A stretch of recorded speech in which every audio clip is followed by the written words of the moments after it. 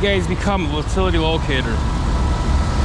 It's not as easy as people think it is.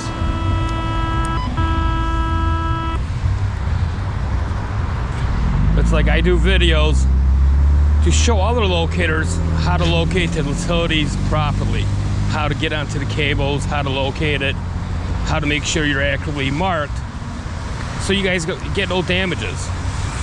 A lot of my videos that I'm showing you guys is more for advanced locators. And when I mean advanced locators, I'm talking about locators that have been locating for at least 5 years. 5 years or more. Other extra steps they could take to ensure the utilities are 100% marked accurately. For your folks that are newer,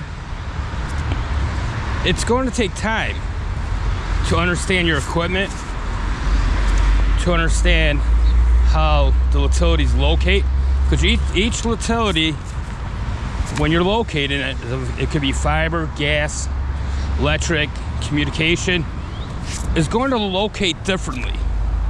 Not one utility will locate the same as the other utility. Each utility locates differently. So keep that in the back of your mind. I was trained to use the peak method, peak and null method, like I teach in my, showing in my videos, that you peak the line out to pinpoint your target point, and then you null it back. And when you're nulling back, you're nulling it back to verify your peak, that the null is over your peak. And when that happens, that your equipment, it's telling you that your peak is true. You're dead on the utility that you're marking, you're on. But sometimes your null will put you off 2 feet, 3 feet. That should be raising up a red flag and telling you something, saying, hey, I got to question my peak. Is my peak true? Because my cable, my null is not nulling what the peak is telling me. So that's where you guys go back and troubleshoot that cable. It's one, you bled off onto a different utility that's given, because your null is pushing you on your null with the arrows. It's pushing you towards your current, towards your current. Or two, did I get a false positive reading on my equipment, which that's possibility. It could have peaked out there really good and null it somewhere else, and you get into a false positive reading. Or someone else in your area is on the same frequency on a different utility, and you're picking up his frequencies. And like I said in my opener of my YouTube channel, when I started the YouTube channel, I stated that I'm showing everybody on YouTube, all the fellow locators, my techniques, the techniques I use to be a successful locator. And that's the intention of what this video is all about. It's showing you my decades of locating experience, the techniques I use, how I became a successful locator and being damage-free for years. So that's the intention of this video, is that other people could take my experience and use it in the field when they do the locates, when they're out there locating. Like I said, some of the techniques I use in the field might not work for other people, and it might work great for other people. If you have hard ground like out here in Illinois, clay and stuff like that, you shouldn't have a bad grounding issue. But if you're out there in the desert, Florida, Arizona, somewhere in a different state with a lot of sand, your grounding will be a lot different than mine grounding in Illinois, because we have a lot of clay, no sand out here. So keep that in factor too when you guys watch my videos.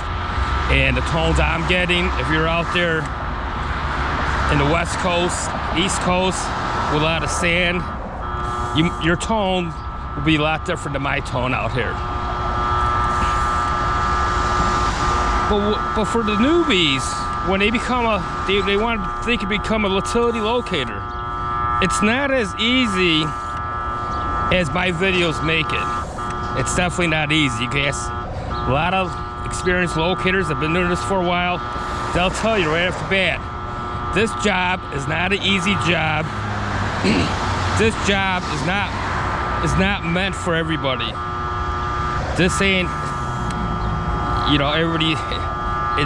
This ain't a lot of people's cup of tea.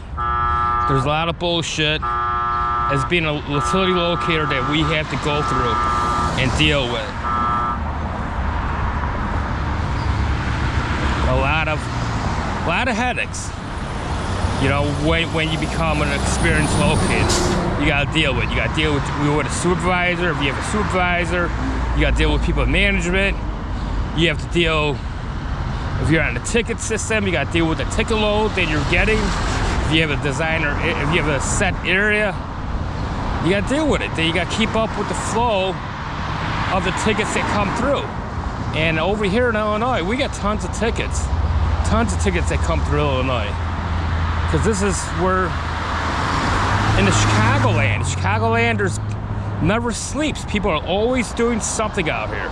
They're always boring some kind of fiber optics, water breaks, or whatever the case might be. So keep that in the back of your mind when you're applying for a locating job. It's not an easy job.